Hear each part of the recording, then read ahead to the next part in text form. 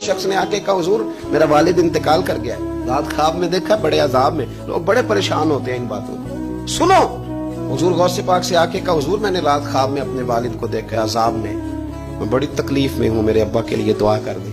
तो गौसे आजम फरमाने लगे वो यहाँ कभी आया था, बैठा था। हदीस है सही बुखारी में, सही मुस्लिम में, कि जिक्र वालों की मजलिस में बैठने वाला बदबख्त नहीं रहता, अल्लाह उसे सईद बख्त कर दिया करता है।